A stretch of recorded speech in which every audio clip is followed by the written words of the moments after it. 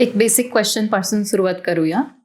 Periods वेळेवर न येणे हे नॉर्मल आहे की हा काही इश्यू आहे? So period actually females are lucky की त्यांची दर महिन्याला पिरियड्स येतात because period is a kind of audit. जसं आपण 3 महिन्यांनी 6 महिन्यांनी ऑडिट करतो ऑफिसचं and then we get to know की we are on the right track, की आपले खर्च नीट होत आहेत, आपले ब्रेक इव्हन नीट होत आहे, हे सगळं आपल्याला कळतं आणि मग ऑडिटमध्ये काही वर खाली आलं तर आपण त्यानुसार करेक्शन्स करतो. बरोबर. सेम वे पिरियड्स हा एक बॉडीचा ऑडिट आहे and we are so lucky की आपल्याला ते होत आहेत. ॲटलिस्ट पिरियड्स इरेग्युलर झाल्यावर काय प्रॉब्लेम आहे हे कळण्यासाठी आपण ब्लड टेस्ट करतो, सोनोग्राफी करतो and then we get to know की something is wrong with the body. That means the body's way of telling you की something is wrong is your periods. So periods regular आहेत याचा अर्थ सगळं व्यवस्थित आतमध्ये सुरू आहे. पिरियड्स इरेग्युलर आहेत याचा अर्थ काहीतरी थायरॉइड म्हणा, it is not only related to your reproductive system. Okay. त्याच्यामध्ये थायरॉइड येतं, त्याच्यामध्ये इन्शुलिन येतं, त्याच्यामध्ये फॅट येतं, त्याच्यामध्ये व्हिटॅमिन B12, D3 सगळ्याच गोष्टी येतात.